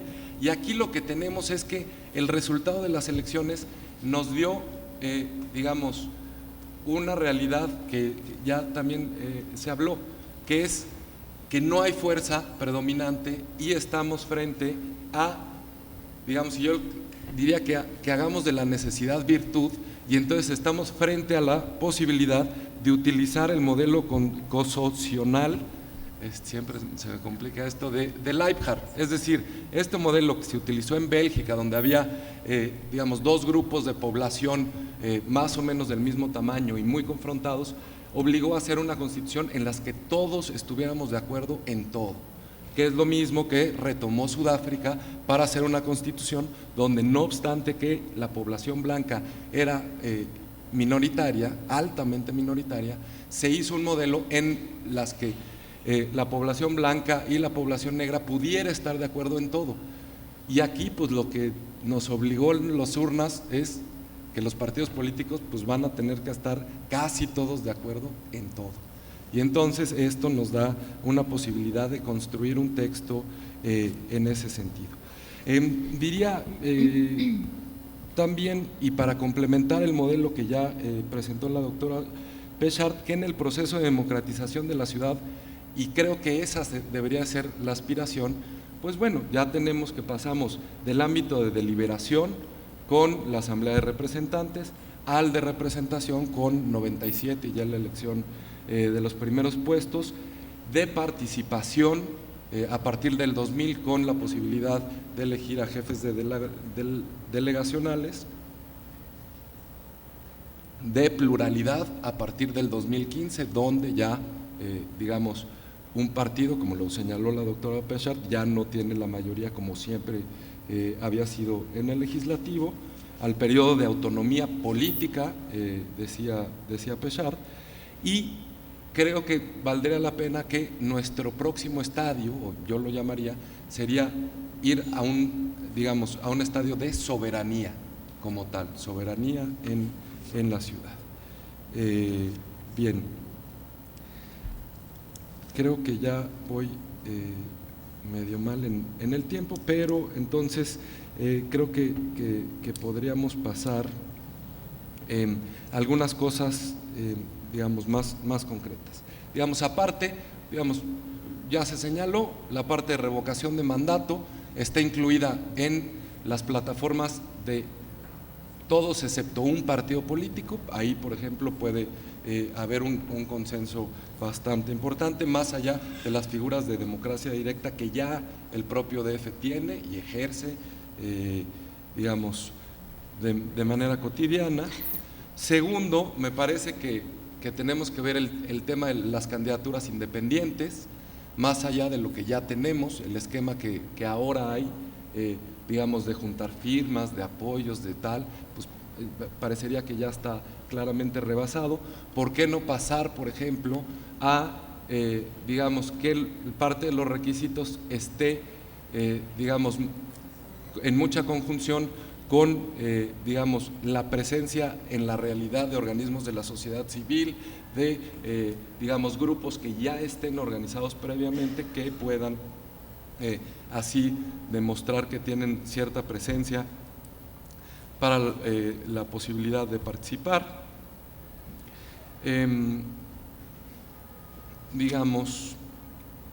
El tema de paridad, siempre existe la posibilidad, más allá del gran avance que ya hemos tenido, que es, la igualdad en las candidaturas.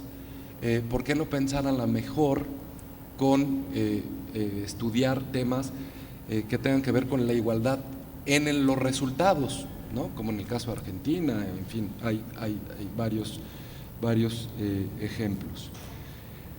Otro tema es la parte de quién vota, ¿no? Más allá de las cifras oficiales o no oficiales, de cuántos mexicanos del DF viven en el extranjero, ¿no? Que pueden ser desde miles, cientos de miles o millones.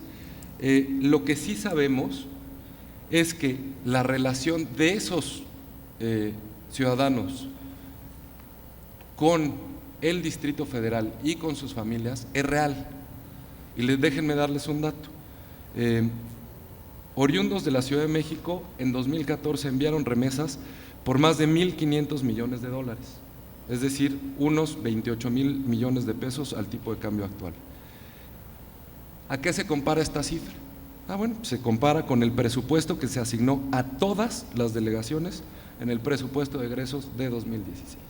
Es decir, si existen mexicanos que radican fuera, pero tienen vínculos con la ciudad, tienen familia en la ciudad y tienen intereses, de ahí que mandan dinero, por ejemplo, esa es una relación activa. ¿Por qué no permitirles ejercer sus derechos político-electorales? ¿Por qué nada más por jefe de gobierno?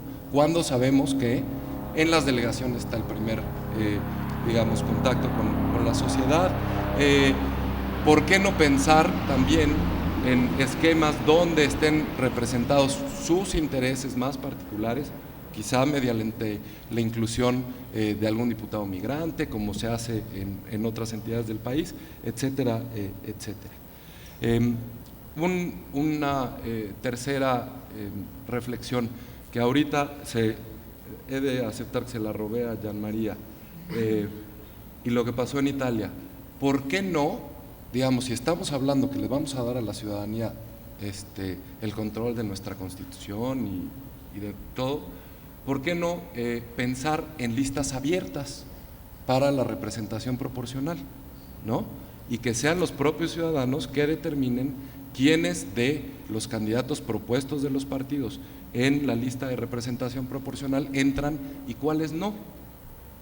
Quizá, digamos, puede ser una fórmula no tan pura como señaló Jean María, donde a lo mejor el primero de la lista sí podría estar sembrado, porque es muy importante para algún partido político tener a cierta figura, pero el resto dejárselo a la ciudadanía, me parece eso una opción de avanzar. Y frente a todos los demás temas, yo diría, y de nuevo le robo a Jean María, esta frase que me gustó mucho, que tiene que ver con obstáculos de carácter procesal. Y aquí no estoy hablando de, digamos, juicios ni de cortes.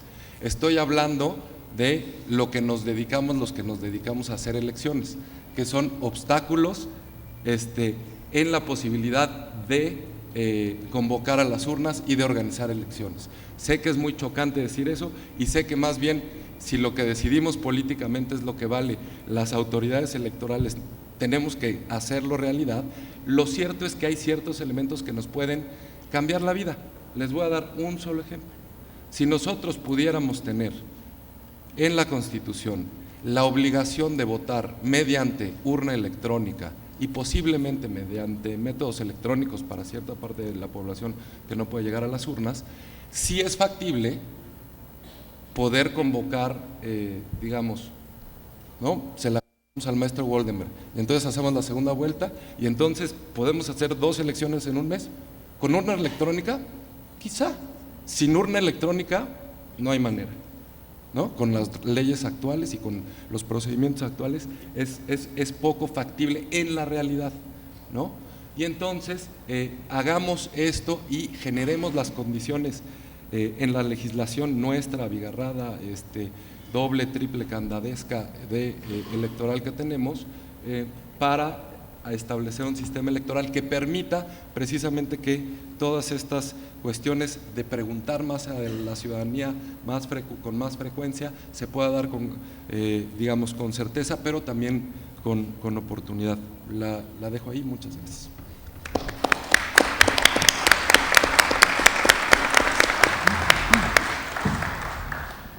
Muchísimas gracias, maestro Patricio Vallados. Ahora vamos a pasar a la sesión de preguntas y respuestas. Como había mencionado al inicio de esta mesa, estamos un poco atrasados en los tiempos, entonces recibí varias preguntas, pero únicamente pues voy a pasar las 3 primeras que recibimos. Las otras preguntas se les hará llegar a los expositores y también, pues, por favor, hagan llegar sus correos electrónicos para que obtengan una respuesta a las mismas. La primera pregunta, en el orden que fueron recibidas, la hace Félix Castillo y se la hace expresamente a la doctora Amaya Úbeda. Él pregunta, dentro del principio universalidad, ¿considera que se incluye el voto considerado por voto de género, por cuota de género, 50-50? Si es así, ¿dónde queda la libertad de voto libre? ¿Se forza el voto o no? Ya, muchas gracias por esta pregunta. Bueno, voy a hacer una respuesta general, cortita, y la cita de un caso concreto que fue el caso español. Lo primero es que yo pienso que lo de la restricción de libertad o si hay un límite entre libertad e igualdad, yo creo que no hay democracia si no hay igualdad y no hay democracia si la mitad de la población no está incluida, ¿no? Partiendo de aquí, lo que plantea Félix, ¿verdad?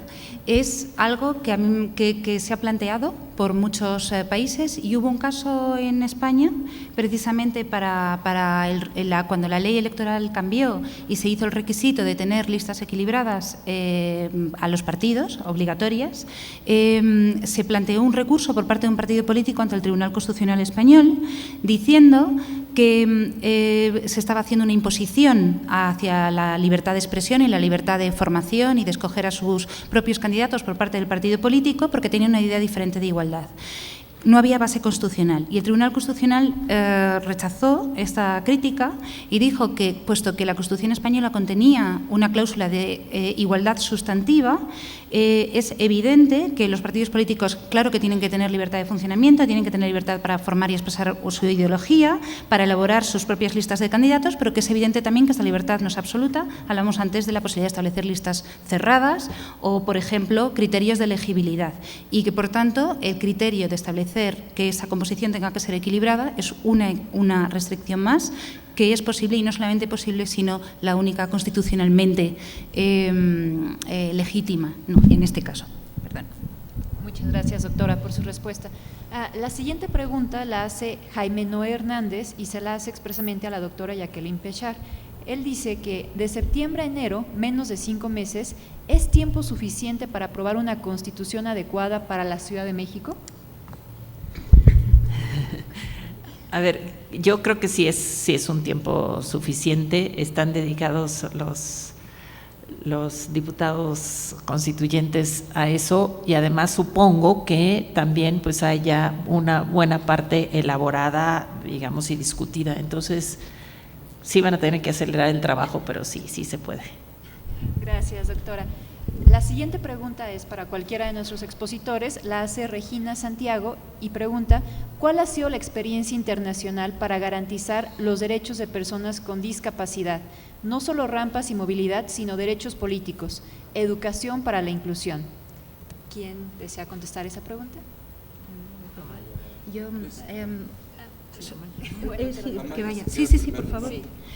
Solamente decir que el Código de Buenas Prácticas se refiere concretamente a los casos de personas con discapacidad. A ver, el Código de Buenas Prácticas se adoptó en el 2002, pero como se llama Código de Buenas Prácticas no es fijo o inamovible. Entonces ha sido siendo modificado porque a la luz de ciertos problemas específicos nacionales decían, el Código no lo dice, y el Código se ha hecho un poquito más concreto para evitar. Es el caso de que hablábamos de, probablemente se modifique para decir que secreto de voto no implica que no pueda haber ocasiones en las que se puedan consultar de forma, en condiciones, las listas. Bueno, en cuanto a los derechos de los discapacitados, hay una cuestión relativa que se planteó precisamente para poder interpretar el código, para decir los casos de prohibición de voto basados en la salud mental, y se agregó una frase para decir que esos casos, por ejemplo, solamente podrían imponerse por una decisión dictada por un tribunal específico para el caso específico, y solamente cuando exista esa sentencia se podría limitar. Gracias. Yo diría nada más, creo que dos cosas. En primer lugar, digamos, ya la accesibilidad, ahí está, y a eso se podría, a la parte de accesibilidad que ya se tiene, se podría utilizar, que eso ha resultado muy bien en otros países, que es el voto por vía electrónica, es así, por internet, que hace que sea mucho más factible que alguna discapacidad física no pueda ser limitante de votar.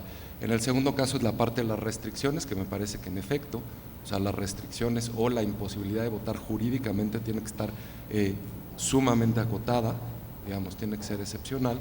Y en tercer caso, respecto a la cuestión de educación ciudadana que señala Regina, pues a mí me parece que en general, pues justo lo que no habría que hacer, porque no es necesario, es hacer alguna diferencia entre la educación ciudadana y digamos el fomento a la participación por motivo de discapacidades, sobre todo las físicas. Y voy a aprovechar que ya me dieron para una que se me había olvidado, que tiene que ver con, en caso de los candidatos independientes, y esto es una cosa interesante, ahorita lo que tenemos son candidatos independientes que son ¿no?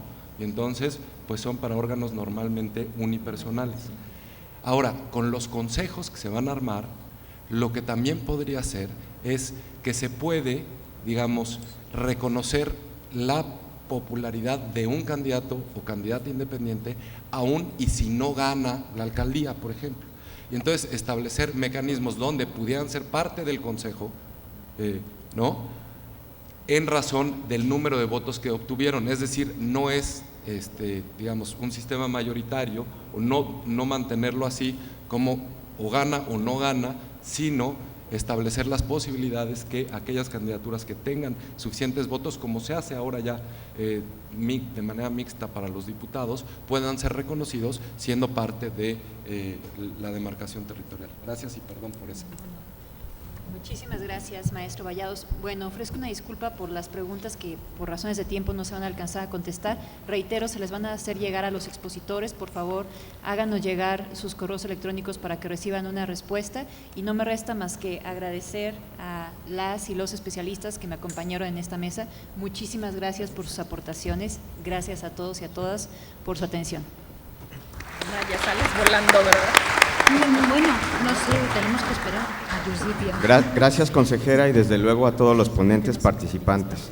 Ahora daremos paso a la segunda mesa de este seminario con el tema Estándares Internacionales, contribuciones al constitucionalismo local. Les solicito a los participantes tomen sus lugares en el presidio. La foto. Yo ya.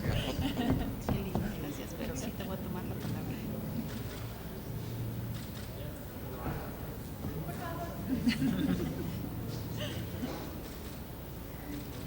¿Estas fotos me las envían? Esperemos que sí. Bueno, las envíe de hecho. Sí, con mucho gusto. Ya, más.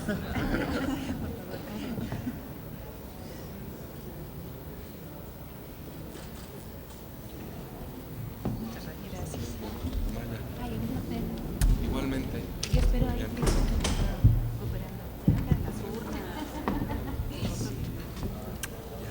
Funciona en Venezuela. Sí, sin pregunta.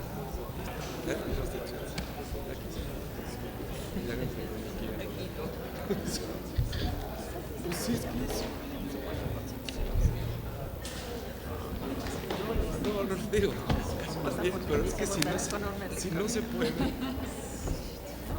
viendo cómo nos está yendo nosotros con esta elección de comités y consejos? No. Bueno, no querían. Tenemos muchísima resistencia, manifestaciones y algo.